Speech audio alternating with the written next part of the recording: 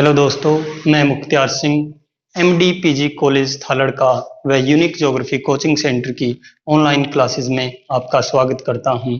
और आज का हमारा विषय है नगरीय भूगोल से जो नगरीय भूगोल का पहला सिद्धांत आप कह सकते हो। नगरीय भूगोल में जो सबसे पहले जो कार्य करने वाले विद्वान हैं वो आपके बर्गेस महोदय हैं, जिन्होंने कंसेंट्रिक जोन थ्योरी दी है। तो मैं इस पूरी थ्योरी को एक बार समझाने से पहले एक बार अर्बन ज्योग्राफी के ऊपर कुछ बात करना चाहूंगा कि अर्बन ज्योग्राफी में यानी नगरीय भूगोल में कुछ थ्योरियां ऐसी आई हैं जो जैसे कि आपकी सेंटर प्लेस थ्योरी है, जिसको केंद्र स्थल सिद्धांत कहा जाता है, या आपका द इकोनॉमिक ऑफ स्कूल है जो लॉस की थ्योरी है, या मेरा कहने का मतलब सेक्टर थ्योरी है जिसे त्रिज्या खंड कहा जाता है, या बहुनाभिकीय केंद्र जिसको मल्टीपल न्यूक्लियाई थ्योरी कहा जाता है। तो इस तरीके से सभी थ्योरियां हैं, ये एक ही तथ्य के ऊपर निर्भर हैं, जिसमें आपकी कंसेंट्रिक जोन थ्योरी भी शामिल है। ये थ्योरियां एक बात के ऊपर आपका टिकी हुई हैं, वो आपने समझनी है कि जो इनके अंदर जो खास बात रहेगी वो सीबीडी है। सीबीडी मीन यहाँ पे सेंट्रल बिजनेस डिस्ट्रिक्ट से लिया है। सेंट्रल बिजनेस डिस्ट्रिक्ट का मतलब क्या है कि चाहे आपका शहरी क्षेत्र हो या ग्रामीण क्षेत्र हो, आप सभी जगह एक चीज जरूर आपने महसूस की होगी कि शॉप का यानी दुकानों का या मार्केट का ये सभी सबसे ज्यादा उस क्षेत्र के बीच में ज्यादा मिलती हैं। उसका कारण क्या होता है? उसका कारण होता है कि जैसे मैंने ये देखिए यहाँ पे मैंने ये एक सीबीडी का काम कर रहा है। कौन? ये जो एरिया है मैंने जो WSBD और RTDTRD लिखा हुआ है, एक बार आप समझिए ये जो सर्कल है अपना, ये क्या है? ये सीबीडी है। क्योंकि मैं पूरी थ्योरी आपको समझाऊंगा तब आपको क्लियर भी हो जाएगा। तो ये सीबीडी बीच में क्यों है? क्योंकि ये सभी लोग इससे जुड़े हुए हैं और ये एरिया मैक्सिमम प्रॉफिट कमा सकता है। हमेशा ही एक इंसान की टेंडेंसी होती है, एक प्रवृत्ति है, सोच है कि जब वो ज्यादा से ज्यादा लाभ कमाने की सोचता है तो उसके माइंड में एक ही विचार होता है कि मैं ऐसी जगह अपनी दुकान ओपन करूं, ऐसी जगह मैं मार्केट लगाऊं कि चारों ओर से ग्राहक मेरे पास आए। तो इस तरह की थ्योरी है जो इसमें आपने समझना है। मैंने जो भी थ्योरियों के नाम बताए हैं, सेंटर प्लेस थ्योरी बताई है आपको, द इकोनॉमिक ऑफ स्कूल बताया है, मैंने एक सेक्टर थ्योरी बताई है, और मल्टीपल न्यूक्लियाई थ्योरी कहते हैं, जिनको हिंदी में केंद्र स्थल सिद्धांत और त्रिज्याखंड, बहुनाभिकीय केंद्र और सकेंद्रीय वलय सिद्धांत। तो ये जो थ्योरियां हैं सभी की सभी एक आपके केंद्र बिंदु आपके मार्केट के ऊपर बेस्ड हैं, वो आपने समझनी है। तो देखिए इसके अंदर क्या रहेगा। जो ये थ्योरी दी गई है कंसेंट्रिक जोन थ्योरी हम पढ़ रहे हैं, सकेंद्रीय वलय सिद्धांत हम पढ़ रहे हैं। तो ध्यान रखना, ये जो विद्वान थे बर्गेस महोदय, ये अमेरिका के मूल निवासी हैं और ये एक बहुत बड़े समाज शास्त्री कहलाए हैं अपने टाइम के। तो इन्होंने जो अपना ये सिद्धांत दिया था, ये जो आपके वान थ्यूनेन महोदय हुए हैं जो जर्मनी से थे, उन्होंने 1826 में एक कंसेप्ट दिया था। किसने? वान थ्यूनेन ने, जो इसमें स्पष्ट लिखा भी गया है। वान थ्यूनेन महोदय हैं जो, इन्होंने क्या किया था? वान थ्यूनेन महोदय ने कृषि अवस्थिति सिद्धांत, जो मैंने इंग्लिश में लिखा है यहाँ पे द आइसोलेटेड स्टेट, और 1826 ये आपका ईयर था। इस टाइम ये एग्रीकल्चर के ऊपर दिया था। तो क्या दिया था? 1826 में कृषि अवस्थिति सिद्धांत दिया गया था वान थ्यूनेन के द्वारा। इस सिद्धांत को आधार मानकर बर्गेस महोदय अपनी इस सिद्धांत का प्रतिपादन करेंगे। वो आपने इसको समझना है, बहुत ही इंटरेस्टिंग थ्योरी है, सिद्धांत है। ध्यान रखना, ये जो सिद्धांत है आपका किसके ऊपर आधारित था? कौन सा? कृषि अवस्थिति सिद्धांत, एग्रीकल्चर पे, कृषि पे। जबकि जो हम करेंगे ये आपका कैसा है? ये कहता है कि जैसे जैसे आप केंद्र से, शहर के सीबीडी से, शहर के केंद्र से दूर जाते जाओगे तो आपको लोगों का रहने का पैटर्न चेंज होता जाएगा। जबकि कृषि अवस्थिति सिद्धांत क्या कहता है? जैसे जैसे आप सीबीडी से दूर जाते जाओगे तो कृषि का पैटर्न चेंज होता जाएगा। इस तरह की थ्योरी है और ये कहना चाहते हैं कि सीबीडी से दूर जाओगे लोगों का आवासीय क्षेत्र चेंज होगा। कैसे? गरीब या मिडिल वर्ग के लोग हैं सीबीडी के पास रहते हैं, जबकि जैसे जैसे दूर जाते हो तो आपको पता है शोरगुल से मुक्त लाइफ या मुक्त वातावरण आपका कहाँ पे मिलता है, सीबीडी से दूर मिलता है। तो दूर मिलेगा यानी प्रीति की तरफ जाओगे तो आपको बेटर रेजिडेंस देखने को मिलता है, यानी अधिकारी व्यापारी लोग नजर मिलेंगे। आप देख लेना, चाहे आपके बड़े बड़े अधिकारी हों या व्यापारी हों, कभी भी किसी भी शहर के केंद्र में नहीं रहते। वो उनका क्षेत्र होता है थोड़ा सा सीबीडी से हटके होता है, थोड़ा सा दूर होता है, जहाँ पे ज्यादा शोर शराबा या मेरा कहने का मतलब पर्यावरण आपका अच्छा हो, प्रदूषण से मुक्त हो, या मेरा कहने का मतलब शांति भरा माहौल हो। इस तरीके से करते करते सीबीडी से जब आप बाहर जाओगे तो वो क्या रहेगा आपका, ऐसा कुछ आएगा कि आप ग्रामीण क्षेत्र को टच करने लग जाओगे, ग्रामीण क्षेत्र का आरंभ हो जाएगा। तो इस तरह की थ्योरी है हमारी, और मैं आपके सामने एक बार बता भी दूं कि देखिए, ताकि आपको बिल्कुल आसान लगे, इसलिए मैं इस थ्योरी को एक बार पूरा डिटेल से ऊपर से न लेके एक बार आपका बेस क्लियर करना चाहता हूं। इन्होंने क्या बताया है कि जो वर्गेश महोदय हैं ये कहते हैं कि हमेशा ही, जैसे मैंने इसके अंदर पेटियां समझाने का भी कार्य किया है, और मैं एक और आपका डायग्राम साथ के साथ ले लेता हूं ताकि आपको समझ आ जाए। इसने बताया है कि किसी भी शहर के अंदर एक सीबीडी होता है। सीबीडी का मतलब सेंट्रल बिजनेस डिस्ट्रिक्ट। और इसने कहा कि जो शहर के बीच में होता है ये पूरा जो क्षेत्र है, ये जो मैंने सर्कल लिया है, ये पूरा सर्कल आपका क्या है, ये सीबीडी है। फिर इसने कहा कि सीबीडी के दो पार्ट होते हैं। एक आपका जो बिल्कुल केंद्र में होता है, जो बिल्कुल इसके आंतरिक भाग में होता है, ये पोर्शन जो है इस सीबीडी का ही भाग है। इसने कहा ये जो हिस्सा है इसको क्या कहा जाता है, इसको फुटकर व्यापार क्षेत्र कहा जाता है।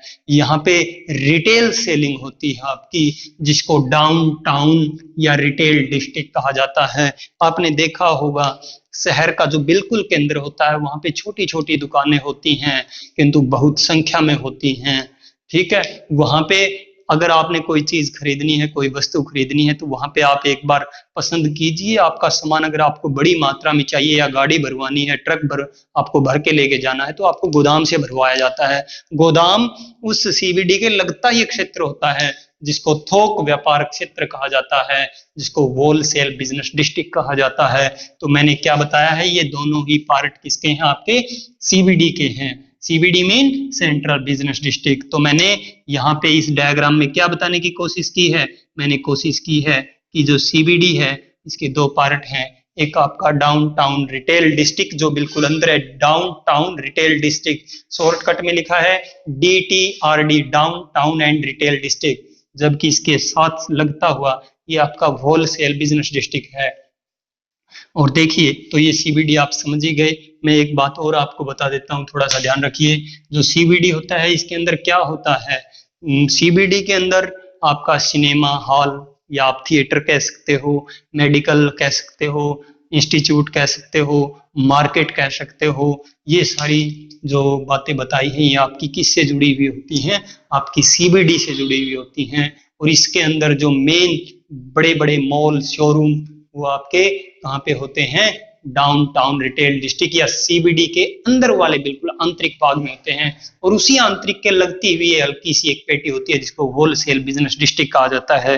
जैसे कि अगर मैं बात करूं, अगर आप टाइल खरीदने जाते हो, टाइल फ्लोर टाइल, तो फ्लोर टाइल के लिए आपको सैंपल दिखाया जाएगा, वो आपका डाउन टाउन रिटेल डिस्ट्रिक्ट से दिखाया जाएगा। जबकि आपकी गाड़ी कहाँ पे भरवाई जाएगी, होलसेल बिजनेस डिस्ट्रिक्ट से भरवाई जाएगी। तो आपने ध्यान रखना है। इसी के साथ लगते ही देखिए मैंने सेकंड पेटी का नाम दिया है संक्रमण पेटी। संक्रमण पेटी, संक्रमण पेटी का मतलब होता है ट्रांजिशन बेल्ट। इसमें क्या होता है, इसमें इंडस्ट्रियां होती हैं, छोटी छोटी इंडस्ट्रियां रहेंगी। ये गरीबी, निर्धनता, भूखमरी, अपराध, इस तरह की बीमारियों से जूझ रहा क्षेत्र होता है। बहुत ही स्लम एरिया का आप कह सकते हो।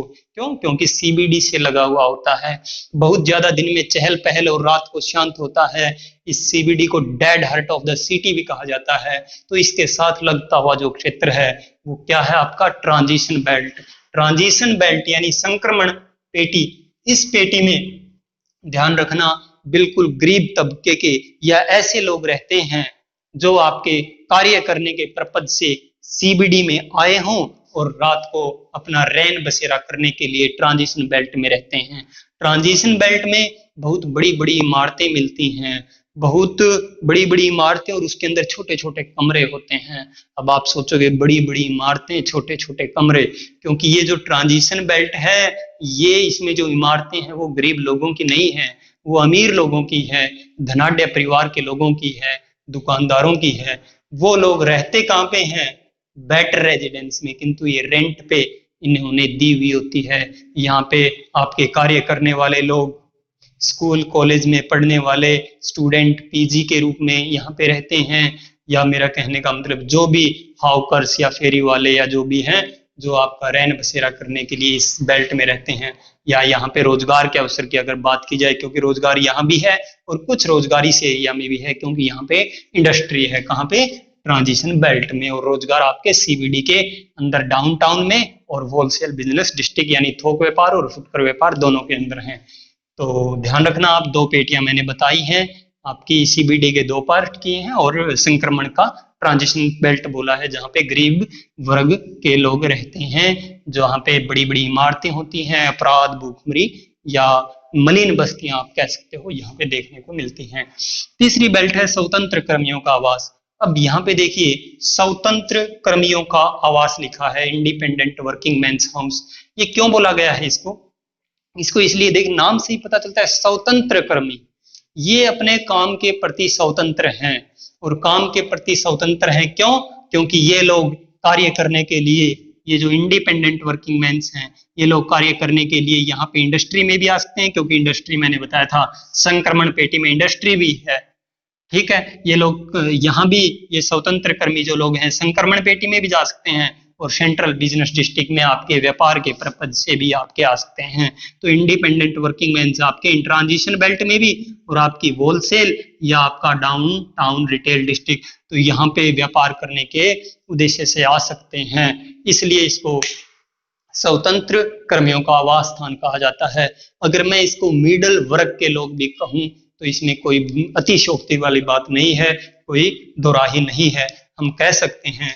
तो इसको आप समझिए, स्वतंत्र कर्मियों का आवास आपकी तीसरी बेल्ट है।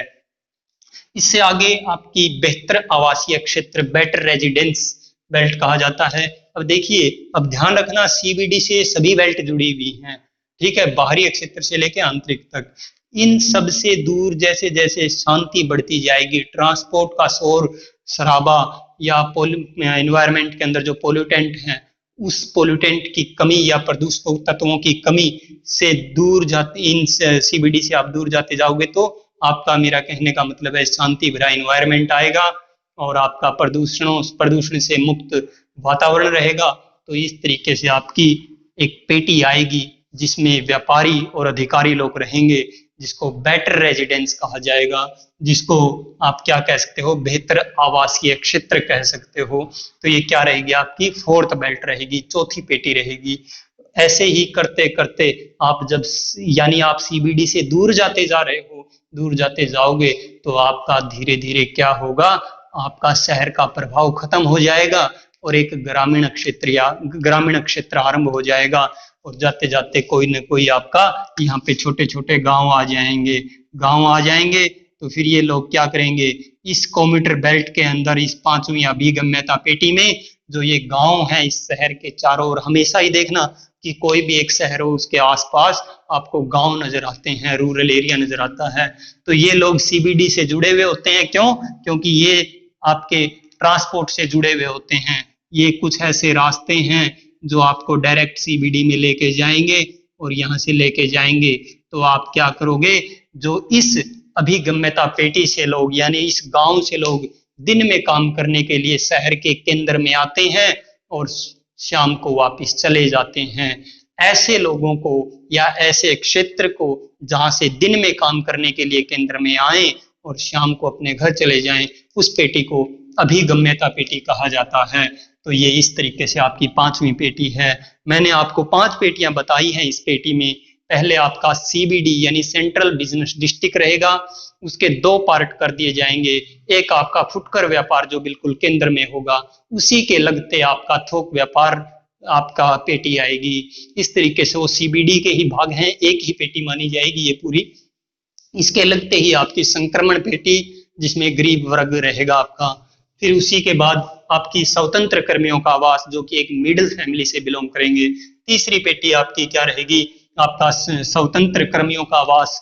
इनको स्वतंत्र कर्मी इसलिए कहा गया था क्योंकि ये आपके ट्रांजिशन बेल्ट में भी रोजगार के अवसर पा सकते हैं और आपके सीबीडी के अंदर भी, इसलिए इनको स्वतंत्र कर्मियों का आवास कहा गया था।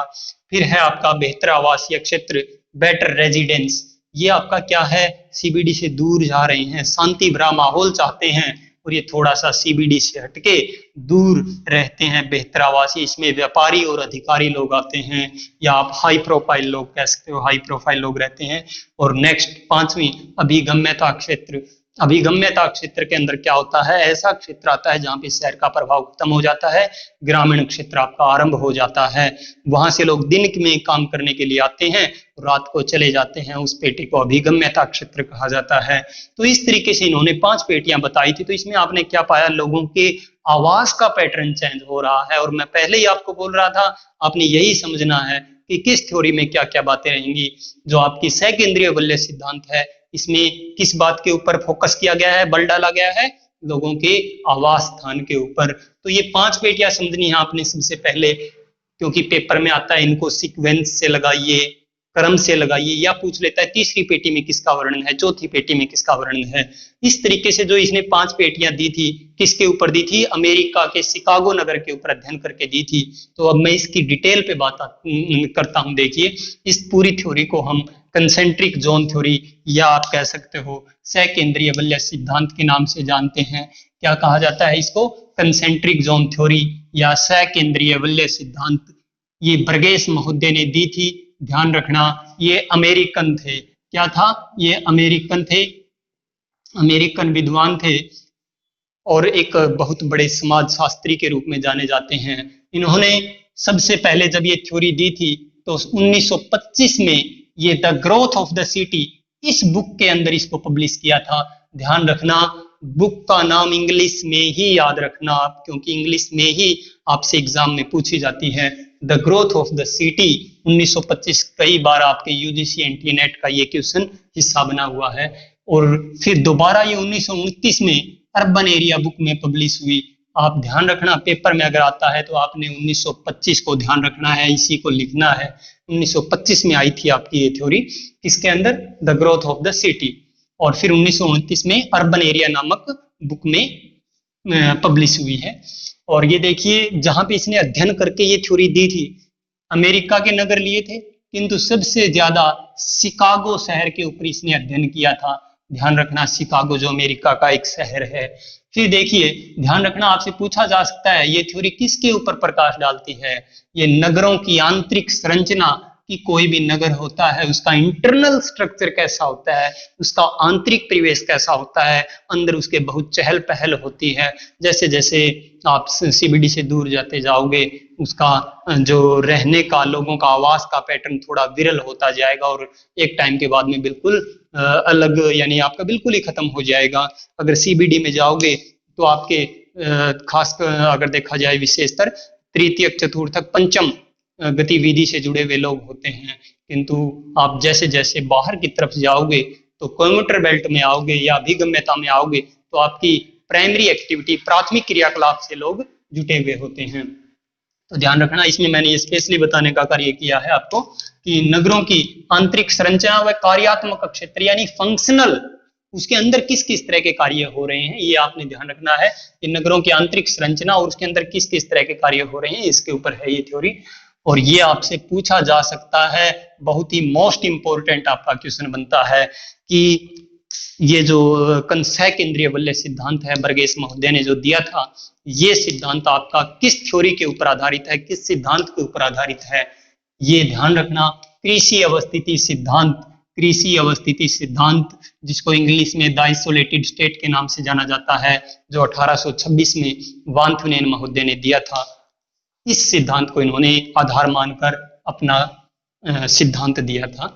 तो इन्होंने अपना जब सिद्धांत दिया था तो इसने कुछ अनुमान माने थे। इसका कहने का भाव ये था कि अगर जो मैं सिद्धांत दे रहा हूं, ये सर्कुलर या वृत्ताकार शेप में तभी रहेगा, वृत्ताकार आकार तभी रहेगा जब पूरा एरिया में एक समान जलवायु हो, पूरे संपूर्ण क्षेत्र में एक समान भू आकारी की दशाएं, यानी पूरा फ्लैट एरिया होना चाहिए। ऐसा ना हो एक तरफ रेत के टीले हों, एक तरफ कोई वाटर बॉडी हो, एक तरफ पहाड़ पर्वत हो, तो फिर उसकी शेप आपकी चेंज हो जाएगी, कि इरेगुलर शेप हो जाएगी। तो इसलिए कोई नियमित शेप नहीं रहेगी। और समान परिवहन हो, क्योंकि समान परिवहन नहीं होगा तो ये लोग जुड़ नहीं पाएंगे सीबीडी से। और एक एक ही केंद्र होना चाहिए। अगर कई केंद्र हो गए यहाँ पे, मान के चलिए अगर कोई आसपास में कोई एक और केंद्र बन जाता है, तो ये लोग व्यापार करने के लिए इसकी तरफ बढ़ेंगे, फिर ये सर्कुलर रहेगी ही नहीं। तो इसने कहा कि आसपास कोई दूसरा केंद्र ना हो, जहां तक इसका क्षेत्र पड़ता है वहां पे एक ही केंद्र होना चाहिए, तब जाके ये थ्योरी इस तरह का आकार रहेगा। फिर इसने कहा कि क्रेता व विक्रेता दोनों लाभ के इच्छुक हों। आपको ध्यान रखना, मैंने पहले ही बोला था आपको कि एक व्यापारी और एक ग्राहक, या मेरा कहने का मतलब एक दुकानदार और ग्राहक दोनों जब लाभ कमाना चाहते हैं, तब ही जाके कोई भी मैक्सिमम प्रॉफिट या ज्यादा से ज्यादा लाभ कमा सकता है। ग्राहक सोचता है मेरे को कम से कम दूरी पे सामान मिल जाए, और दुकानदार सोचता है मेरे जहां तक परिधि है उस एरिया तक के लोग संपूर्ण रूप से मेरे पास आए, दूसरे कोई दुकान ना ओपन हो, कोई दूसरा सीबीडी ना बन जाए, कोई दूसरा सेंटर ना बन जाए। तो इस तरह की बात कह रहा है यहाँ पे। तो इस थ्योरी में आपने क्या पाया है कि ये शहर के अंदरूनी या आंतरिक हिस्सों के ऊपर ये थ्योरी थी, ये आपने इसको ध्यान से समझना है। तो देखिए, इस थ्योरी के कुछ समर्थक विद्वान रहे हैं जिन्होंने कहा कि वास्तव में ऐसा स्ट्रक्चर होता है किसी भी शहर का। तो वो समर्थक रहे हैं एलन प्रेड, पीटर हैगेट, जे कविनन। तो ध्यान रखना, पूछा जा सकता है। और आलोचक हैं जो आलोचना करने वाले, एम आर डेवी, अलीहान और वाल्टर फायरे, इन्होंने कहा, जो आलोचक थे, कि कभी भी ऐसी शेप नहीं बन सकती, क्योंकि आपको पता है कि पूरा एरिया कभी भी ऐसा नहीं होता कि उसके अंदर पूरे एक समान ही मॉर्फोमेट्री हो। अगर मैं बात करूं, जैसे कि मान के चलिए अपना हरियाणा की या दिल्ली की या हिमाचल की, अगर आप हिमाचल की भी बात करोगे या किसी पंजाब की बात करोगे, जैसे बड़ा सिटी हम ले लेते हैं, कोई भी दिल्ली मान लिया, चलो हमने दिल्ली के ऊपर देखिए, आप देखोगे जैसे जैसे थोड़ा सा ऊपर यूपी की तरफ जाते जाओगे तो आगे मॉर्फोमेट्री खराब हो जाती है, क्योंकि पहाड़ी एरिया आ जाता है। नीचे की तरफ जाओगे तो फिर मिडिल हाईलैंड का प्रभाव, इधर की तरफ जाओगे तो हरियाणा का करते करते आपका राजस्थान का। तो यहाँ पे मेरा कहने का मतलब है कि इसकी शेप कभी भी लंबे टाइम के बाद ऐसा नहीं रहेगी कि वो सर्कुलर रहे, गोलाकार रहे, वृत्ताकार रहे। वो आपकी किस तरीके से ऐसे ऐसे करके इस तरीके से कुछ शेप बन जाएगी, सर्कुलर नहीं रहेगी। तो ये आलोचना वाले कहते हैं कि कभी भी पूरे एरिया के अंदर एक समान भू आकारी की दशाएं नहीं मिलती हैं। और फिर कहते हैं कि सीबीडी इतने लंबे, कोई भी सीबीडी इतने दूर तक के लोगों को नहीं खींच सकता। क्यों नहीं खींच सकता? इन आलोचकों का मानना है, ये कहते हैं कि जैसे जैसे दूरियां बढ़ती है तो बीच में कोई ना कोई आपका केंद्र नया आ जाएगा, सीबीडी बन जाएगी, कोई मार्केट बन जाएगी। आपको भी पता है कि अगर यहाँ पे कोई ग्राहक हैं और ये 50 किलोमीटर दूर से सामान खरीदने जाता है, तो बीच में अपने आप एक दुकान ओपन हो जाती है, और वो दुकान ओपन होगी तो वो ग्राहक आगे नहीं जाएगा, बीच में ही रह जाएगा। इस तरीके से ये आकृति नहीं बन पाएगी। तो मैंने इस सिद्धांत के द्वारा आपको एक चीज बताने की कोशिश की है कि सह केंद्रीय वलय सिद्धांत में किस तरह की बातें होती हैं, आपने इसको समझना है। अगर आपको कोई भी प्रॉब्लम हो तो आप कमेंट बॉक्स में अपनी समस्याएं रख सकते हो। इसी के साथ थैंक यू। जय हिंद, जय भारत।